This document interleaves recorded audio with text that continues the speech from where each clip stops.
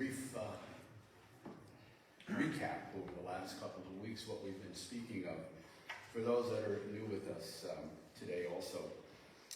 Over all of Lent, we're looking at the book of Mark, chapters 14 and 15.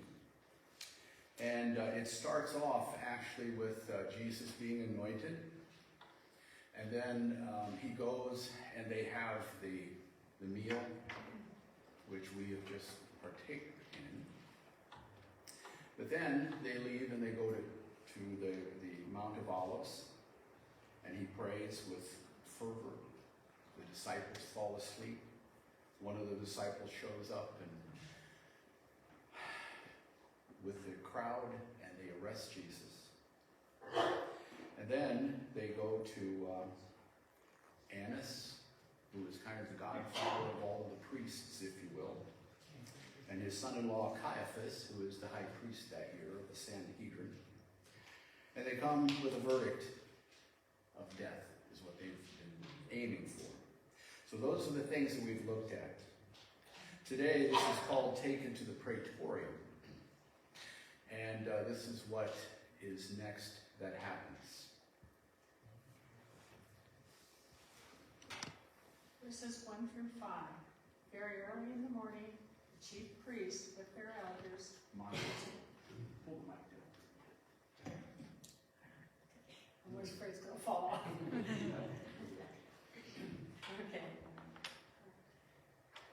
With the elders, the teachers of the law, and the whole Sanhedrin reached a decision.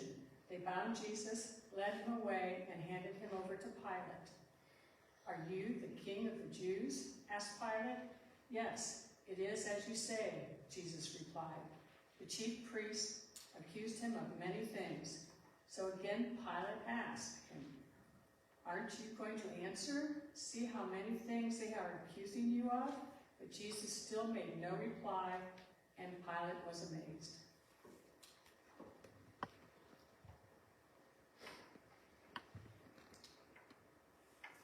The sky is gray. There's dark shadows that are being cast by the buildings all across the streets as Jesus is dragged through those streets in Jerusalem. They've just left the trial at the high priest's house, and they're now on their way to the Roman Praetorium. It's been 12 hours since Jesus has had his last meal, and he's exhausted. And in this 12-hour time, he has suffered through deep emotional stress. He's been arrested. He's endured a long investigation and a trial. He's been rejected. He's been denied. He's been beaten. And he's been served a death sentence. And he has endured all of this alone. Now, has he been allowed to stop and rest, maybe have something to eat, something to drink, or even just clean himself after all of the spittings and the beatings that have happened to him? No. To his captors, Jesus is no better than a lowly thief or even a leper. You see, he's now an outcast in their society, and he is now called a blasphemer. And he has nothing more, and he's now nothing more than a problem. He's a problem that needs to be taken care of. And to the priesthood, to solve this problem, they need to go to the governor's forum. And it must be done quickly because there's only a small window of time early each morning when you can go to them and request an audience. And this audience is with Pontius Pilate, the governor. And they go to him quickly in order to present their case to him. Now, the captors of Jesus, they're pushing him along through the streets, but they're tired also. But now, they're a little nervous. In fact, they're being filled with an uneasiness as they approach this Roman stronghold within the city. What about Jesus? How does he feel? What must be going through Jesus' mind? Since the night before, a few words have actually been spoken by him. Before the trial, he said, "My soul is sorrowful even unto death." That was up at the Gethsemane. With these words, we can at least sense Jesus' grief that he was going through. But now in this gray light of dawn, his face is expressionless. There are no thoughts or any emotion that can be read in his eyes. And as this day begins to brighten, things begin to change.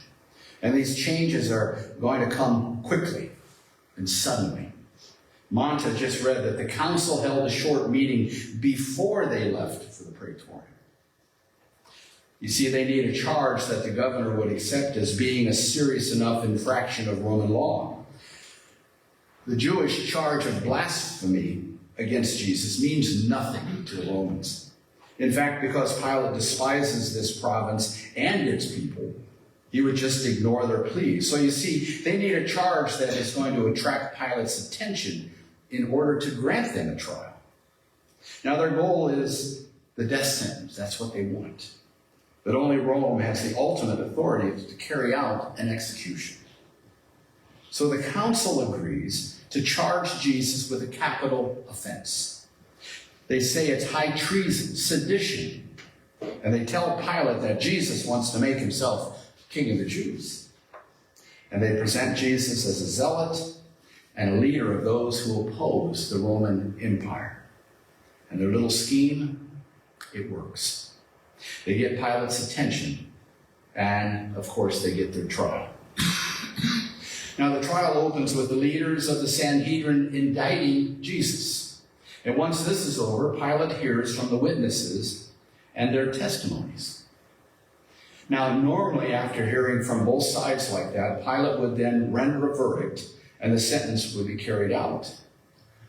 But things are changing, and they're changing again. Pilate, instead of having a sentence, he turns to Jesus and he asks, "Are you the king of the Jews?" Jesus responds, "You have said so." Now, we have to understand this is not an admission of guilt. So Pilate then turns back to Caiaphas and asks him to clarify the charge. And then everything changes again. Caiaphas now explodes in desperation, and he begins to bring up a whole litany of new charges and new accusations. But Pilate now begins to think that it may be just out of envy that Jesus was actually brought to him. So Pilate then turns back to Jesus and he asks, "Have you no answer to their charges?" But Jesus remains silent. He's calm, even dignified at this moment.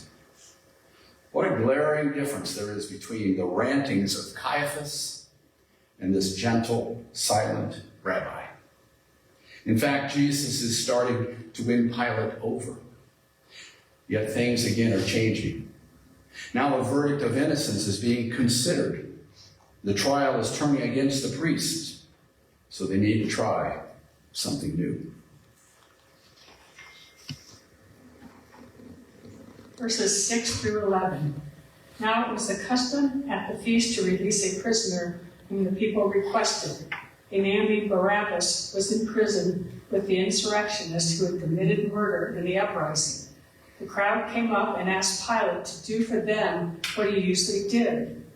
"Do you want me to release to you the king of the Jews?" asked Pilate, knowing that it was out of envy that the chief priests had handed Jesus over to him. But the chief priests stirred up the crowd to have Pilate release Barabbas instead.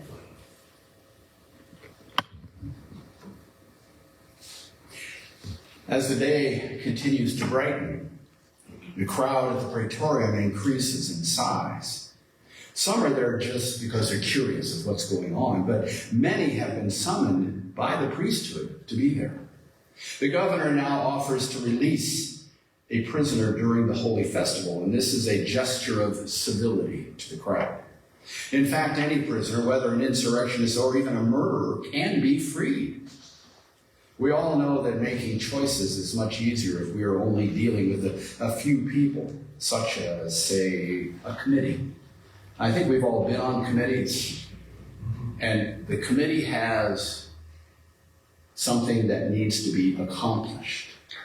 And if they all work toward that goal, there may be 4 or 5 different ways to get there, to accomplish it, but they can all agree upon maybe the best alternative. But when you start adding people to a smaller committee and it gets larger and larger and larger, what happens? You begin to get more opinions, more personal ones, more personal desires. Then the decision to be made becomes even harder. So as the crowd expands, it begins to take on a life of its own, and it becomes more vocal, more agitated, and even more hostile. The crowd's very presence now complicates Pilate's desire to possibly even release Jesus. As the crowd calls for the release of a prisoner, many names begin to be shouted out. Now Pilate decides to give the crowd a choice. Let the people feel that they're in charge. See, that's kind of a smart little thing to do. Let them choose. And what is the choice? Jesus, an innocent rabbi, or a hardened criminal. Pilate thinks that many in the crowd should know Jesus and would side with Jesus, and that would relieve him of the duty that he is bound to do this morning. However, the chief priests and the elders begin to chant the name Barabbas, Barabbas, a prisoner, a zealot, a murderer, someone slated for death. And now the crowd takes up that chant. The governor must give amnesty to the people's choice. Jesus, falsely accused of treason, or Barabbas, a known treasonous murderer. Is it not the choice even for us today?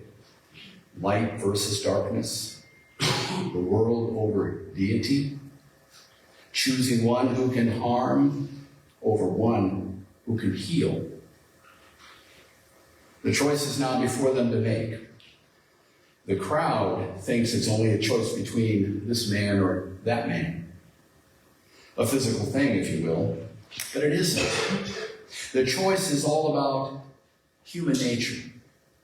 Good people are those who are sinful, selfish, evil. The choice about to be made will be a test of this crowd's character. How they choose will now show who they really are. And as a people, and looking around us, even today, my fear is that we are all a people who are in desperate need of forgiveness. Verses 11 through 14. The chief priests stirred up the crowd to have Pilate release Barabbas instead. What shall I do then with the one you call the King of the Jews? Pilate asked them. Crucify him, they shouted. Why? What crime has he committed? Asked Pilate. But they shouted all the louder, Crucify him.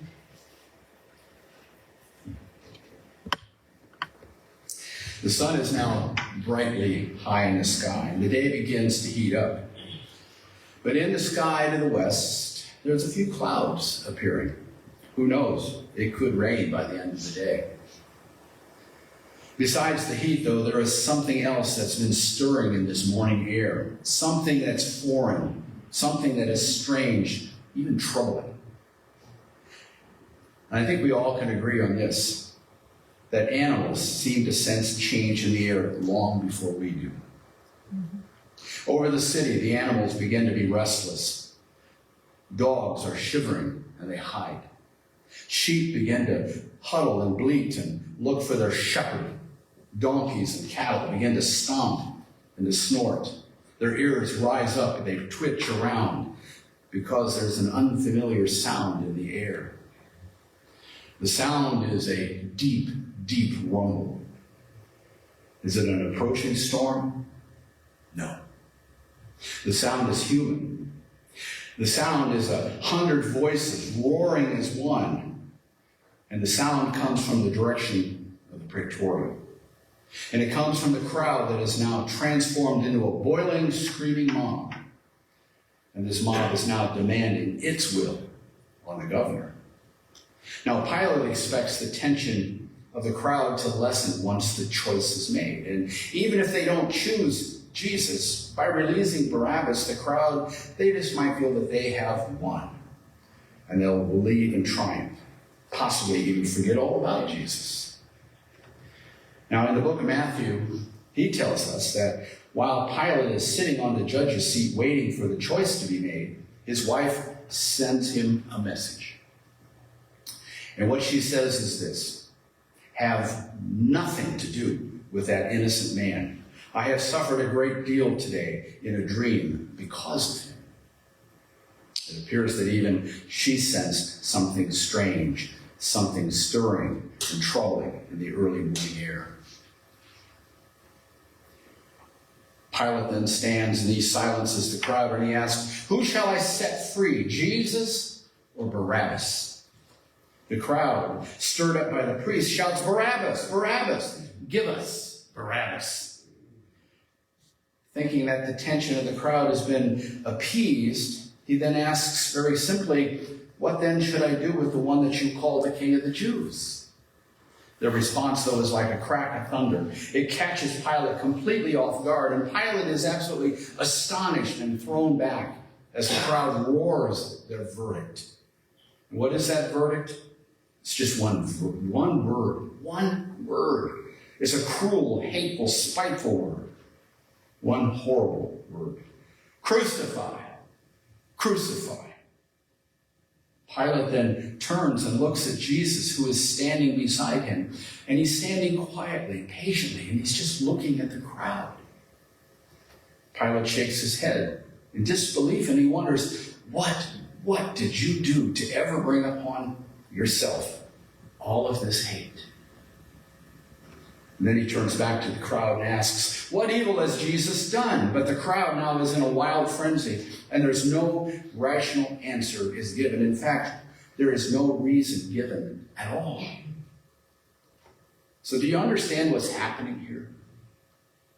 This is now the clash between good and evil. It's the rebellion against God. And all of the sins of man are being thrown at the one who has come here to die. And yes, this is the very reaction of all sinners who find themselves in the very presence of the light, in the very presence of holy God.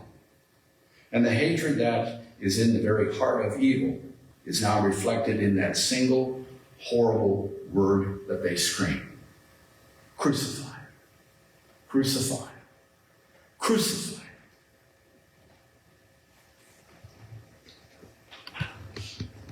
Verse 15, wanting to satisfy the crowd, Pilate released Barabbas to them. He had Jesus flogged and handed over to be crucified. First, we need to understand that a crowd is a power to be feared. Any doubts in that? And the power of the crowd actually is the fear that it brings to us, to others. We all fear crowds because they can break into a riot and become uncontrollable and have a mind of its own. Even the individual is lost within a rioting crowd. The very best of plans can be destroyed by a rioting, out-of-control crowd also. So the goal is to satisfy the demands of the crowd before it riots. The priests feared the crowds. That's why they would not arrest Jesus in public. But they also know the power and the strength of a crowd. And that is why Caiaphas and the others stirred up the crowd. They used their shouts of the crowd to force the outcome that they want: the elimination of Jesus. This was a calculated risk, though, because the crowd could have just as easily turned against them. Now, Pilate also fears the crowd. He watches it swell in size and in strength. And then it begins to ignore justice, and it overpowers any trace of decency Pilate may have had at one time. So out of fear, Pilate satisfies the crowd by releasing Barabbas. And then he has Jesus flogged. Now, Mark only uses that one word, flogged. What we need to understand about that, and I will not be graphic, but a Jew in those days could have the person that they were against flogged with a whip, and they could not exceed 40 lashes. And normally they usually did 39 in case they lost count. But this is not that.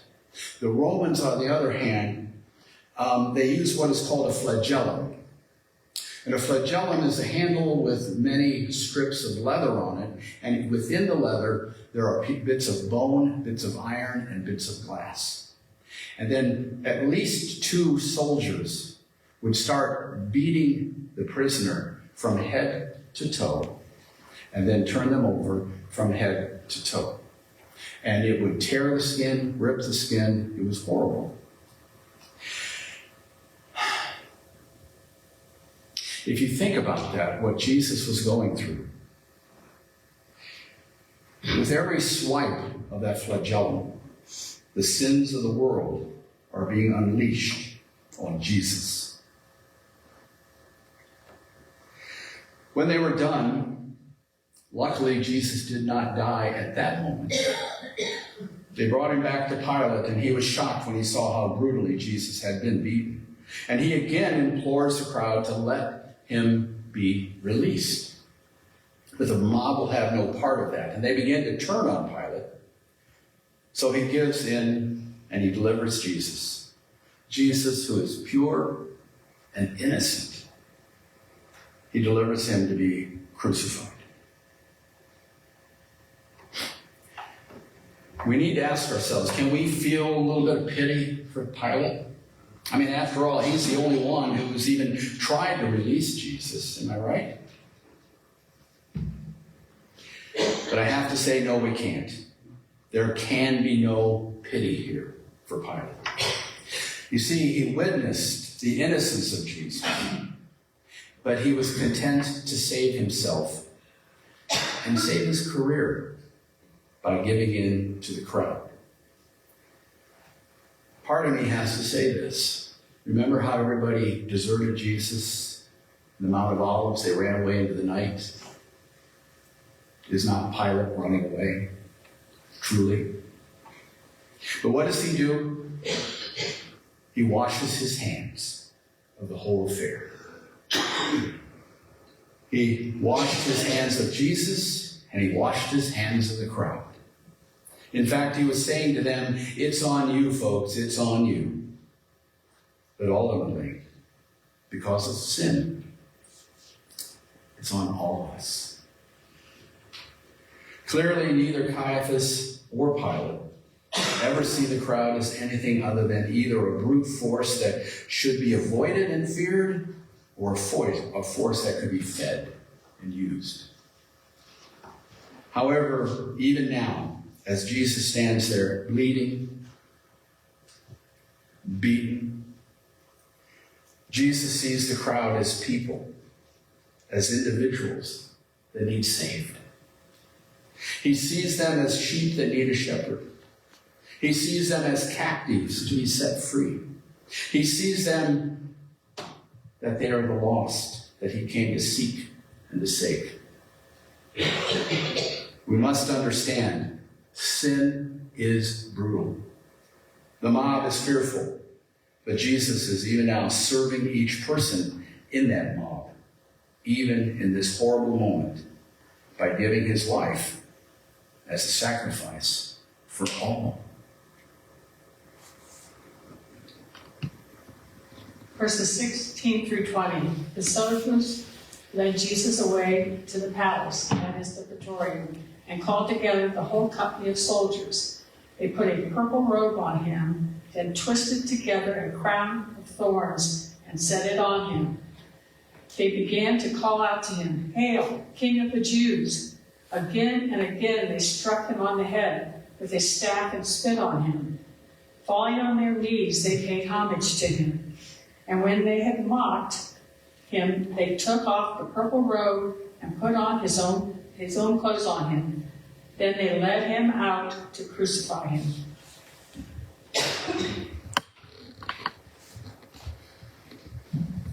How do you think Jesus would respond to the soldiers' actions in those horrible last heart-wrenching verses?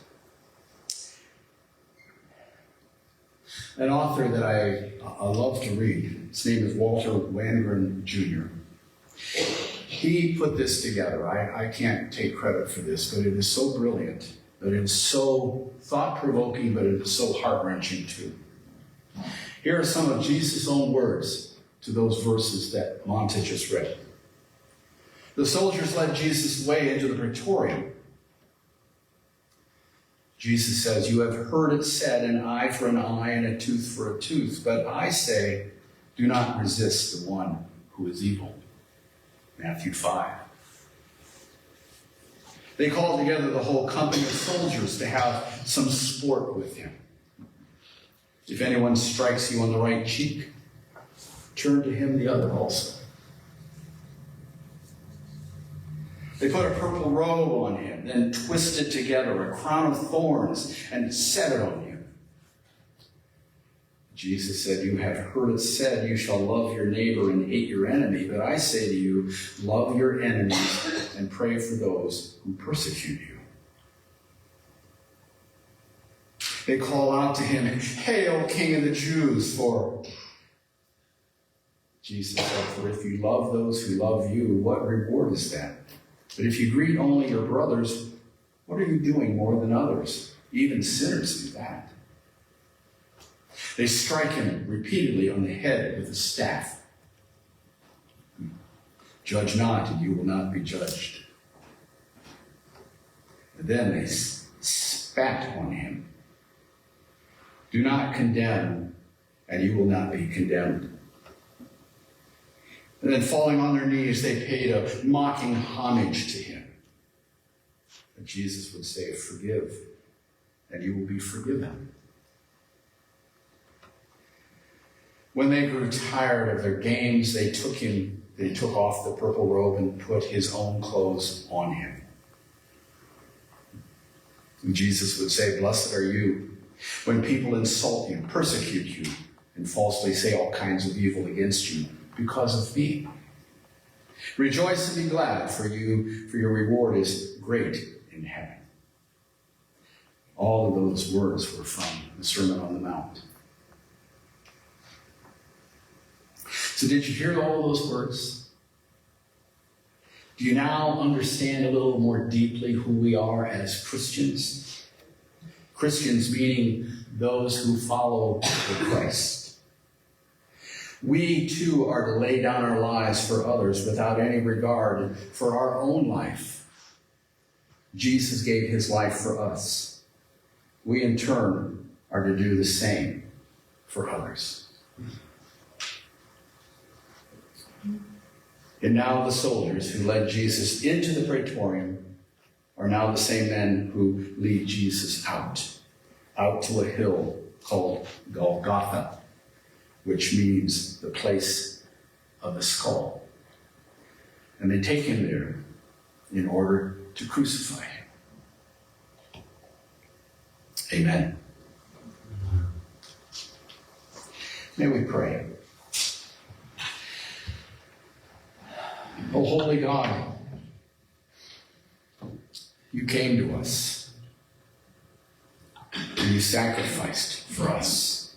You took the beatings that we deserve.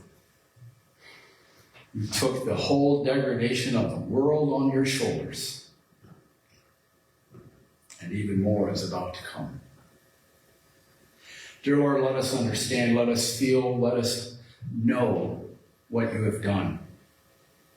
But also let us have the courage to follow, to love, and to be as you are to the world. Amen.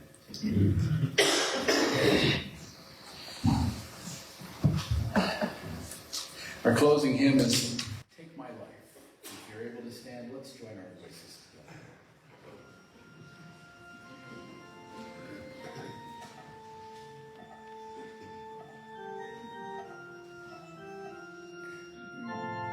You can be seated.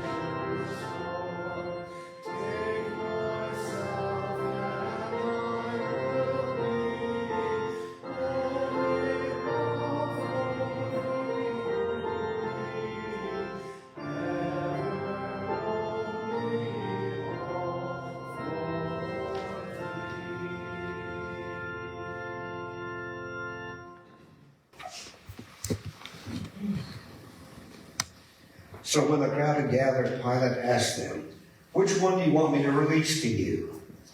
Barabbas or Jesus who was called the Messiah?" For he knew it was out of self-interest that they had handed Jesus over to him. While Pilate was sitting on the judge's seat, his wife sent him this message: "Don't have anything to do with that innocent man, for I have suffered a great deal today in a dream because of him." But the chief priests and the elders persuaded the crowd to ask for Barabbas and to have Jesus executed. Please go in peace.